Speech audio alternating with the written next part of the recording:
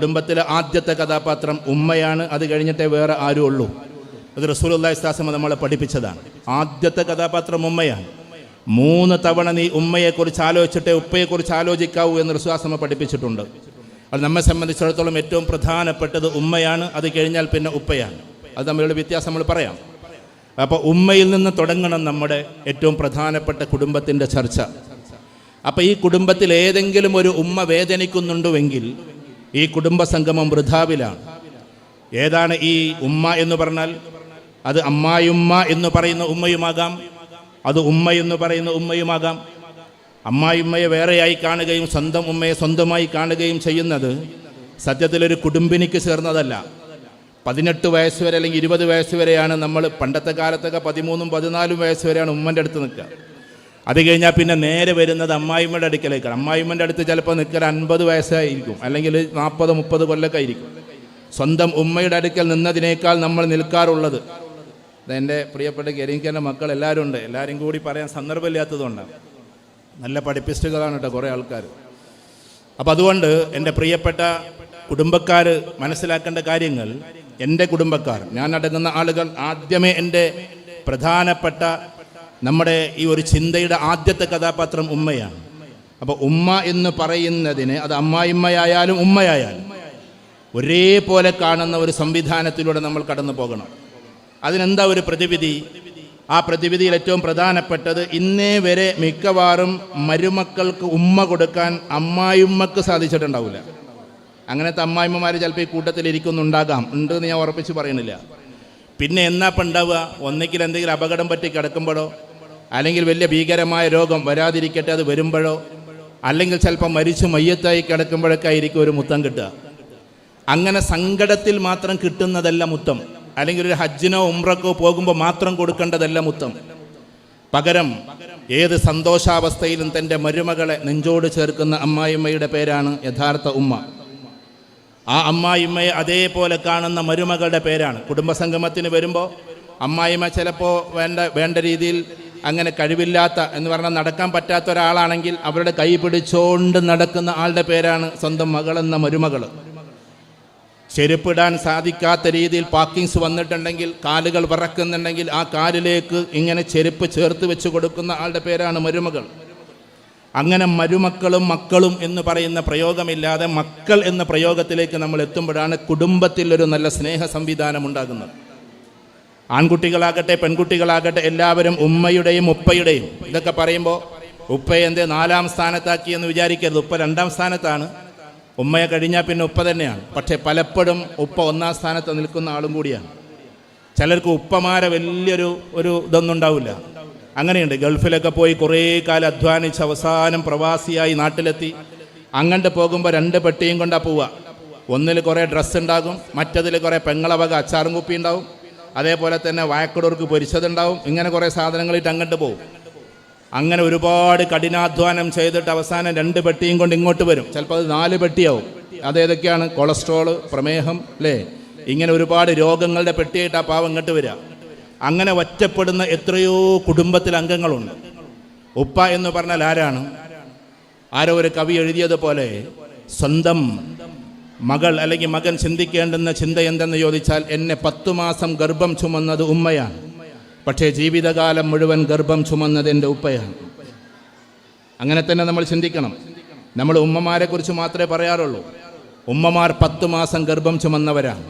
പക്ഷേ അവരുടെ ബാധ്യത ഏറ്റെടുത്തിട്ട് ആ പാപത്തെ വളർത്തി വലുതാക്കി ഉയരങ്ങളിലേക്ക് എത്തിച്ച് കെട്ടിച്ചയക്കുകയോ അല്ലെങ്കിൽ കെട്ടിക്കൊണ്ടുവരികയോ അതിനുശേഷവും അവരുടെ എല്ലാ കാര്യവും പരിപാലനം പോലെ ചെയ്തു പോകുന്ന ഒരു പാവം ഗർഭം ചുമക്കുന്നവൻ്റെ പേരാണ് ഉപ്പ എന്ന്. അവിടെ ഉപ്പമാർ ഗർഭം ചുമക്കായികയില്ല, ഈ ഗർഭം ചുമത്തിട്ടില്ല എന്നേ ഉള്ളൂ. പക്ഷെ സ്വന്തം മക്കളെ നെഞ്ചോട് ചേർത്ത് മുന്നോട്ട് കൊണ്ടുപോകുന്ന ആളുടെ പേരാണ് ഉപ്പ. അവിടെ ഇത് രണ്ടും രണ്ടാക്കേണ്ട ഒന്നുമല്ല. തന്നെയുമല്ല, എവിടെയോ ഇതേപോലെ തന്നെ ഒരു കവി എഴുതി വെച്ചിട്ടുണ്ട് മനോഹരമായൊരു വരി. നമ്മൾ ആകർഷിച്ച വരികളാണതൊക്കെ. ഉമ്മയെക്കുറിച്ച് എഴുതിയ മകൻ്റെ കവിതയിൽ ഉമ്മ തിരഞ്ഞതെല്ലാം ഉപ്പയുടെ പേരായിരുന്നു. എത്ര രസകരമായ വരിയാണെന്നറിയോ?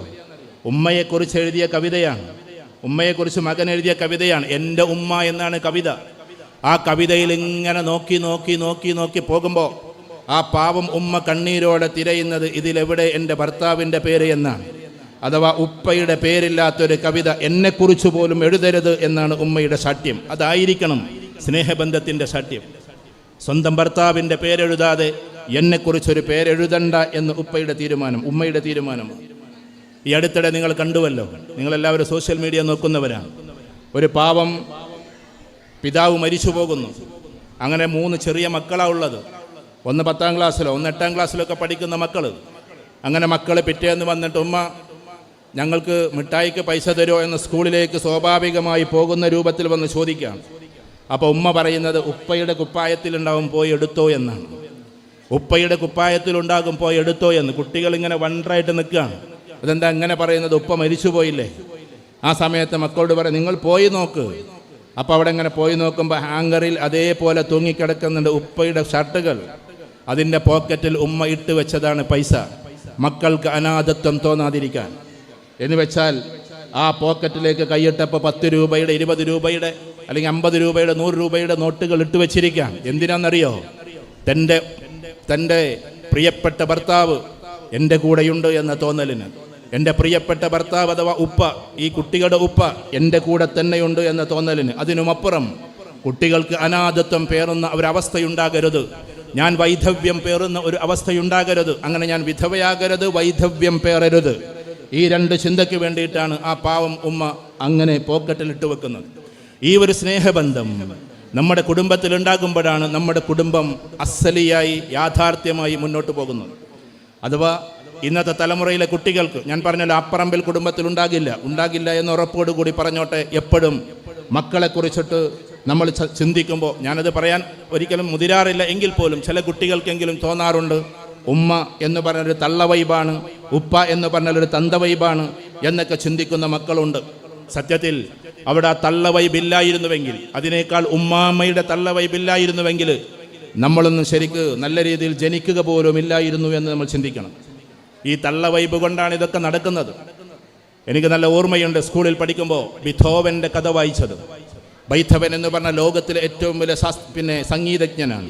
ഇവിടെ കുറച്ച് കഴിഞ്ഞാൽ വൈകുന്നേരങ്ങളിലൊക്കെ സംഗീതം നടക്കുന്നു എന്ന് കേൾക്കുന്നു. ലോകത്തിലെ ഏറ്റവും വലിയ സംഗീതജ്ഞൻ്റെ പേരാണ് ബീഥോവൻ എന്നാണ് പണ്ടൊക്കെ നമ്മളെ സ്കൂളിൽ പഠിപ്പിച്ചതെങ്കിലും അതിൻ്റെ യഥാർത്ഥ ക്ലാരിറ്റിയോടുകൂടിയുള്ള ഭാഷ്യം ബീഥോവൻ എന്നാണ്. ഇപ്പോൾ ബീഥോവൻ്റെ അല്ലെങ്കിൽ ബീഥോവൻ്റെ മനോഹരമായ കഥയുണ്ട്. അദ്ദേഹം 7ാമത്തെ മകനായിട്ടാണ് ജനിക്കുന്നത്. 7ാമത്തെയോ 8ാമത്തെയോ. കാരണം ആദ്യത്തെ കുട്ടി 2-3 കുട്ടികൾ ജനിച്ചു. ആ ജനിച്ചതിന് ശേഷം പിന്നെ സിഫിലിസ് എന്ന് പറയുന്ന ഒരു അസുഖം വന്നു അമ്മക്ക്. ആ സിഫിലിസ് എന്ന അസുഖം വന്നതുകൊണ്ട് പിന്നീട് ജനിക്കുന്ന കുട്ടികൾ ചിലപ്പോൾ ബുദ്ധിമാന്യം ഉണ്ടായിട്ടോ അല്ലെങ്കിൽ വേറെ ഏതെങ്കിലുമൊക്കെ രീതിയിലായിരിക്കും ജനിക്കുക. അതുകൊണ്ട് തന്നെ സിഫിലിസ് ബാധിച്ച ആ പാവം സ്ത്രീയോട് അന്നത്തെ ഡോക്ടേഴ്സ് പറഞ്ഞു, ഒരിക്കലും നിങ്ങൾ ഇനി പ്രസവിക്കരുത് എന്ന്. നിങ്ങൾക്കിപ്പോൾ ഓൾറെഡി 3 മക്കളുണ്ടല്ലോ, ഇനി നിങ്ങൾ പ്രസവിക്കരുത്. പ്രസവിച്ചാൽ ബുദ്ധിമാന്യമുള്ള കുട്ടികളോ കേൾവിക്കുറവുള്ള കുട്ടികളോ അല്ലെങ്കിൽ കാഴ്ചക്കുറവുള്ള കുട്ടികളൊക്കെ ആയിരിക്കും ജനിക്കുക. അങ്ങനെ ഈ ഡോക്ടറുടെ വാക്ക് കേട്ട് ഇനി പ്രസവം വേണ്ട എന്ന് ആ അമ്മ തീരുമാനിച്ചില്ല. 4ാമത്തെ കുട്ടിയെ പ്രസവിച്ചു, അത് പൂർണ്ണമായും അന്ധനായി. പിന്നത്തെ കുട്ടിയെ പ്രസവിച്ചു, ആ കുട്ടി പൂർണ്ണമായും ശേഷിയില്ലാത്ത കുട്ടിയായി. അങ്ങനെ അവസാനം ബീഥോവൻ എന്ന് പറയുന്ന ലോകപ്രശസ്ത സംഗീതജ്ഞനെ പ്രസവിച്ചു. അദ്ദേഹം ലോകത്തിലറിയപ്പെടുന്ന ബധിരനുമായി മാറി, കേൾവിയില്ലാത്ത ഒരു പാവം മനുഷ്യനായി മാറി. കേൾവിയില്ലാതെ ലോകത്തിലെ ഏറ്റവും വലിയ അതിമനോഹരമായ സംഗീതജ്ഞനായി മാറിയ ബീഥോവൻ്റെ കഥ നിങ്ങൾ ChatGPT-യോട് ചോദിച്ചാൽ നിങ്ങൾക്ക് പറഞ്ഞു തരും. 6ാമത്തെയോ 7ാമത്തെയോ അല്ലെങ്കിൽ 8ാമത്തെയോ മകനായി ജനിച്ചിട്ടുള്ള മകനാണ്.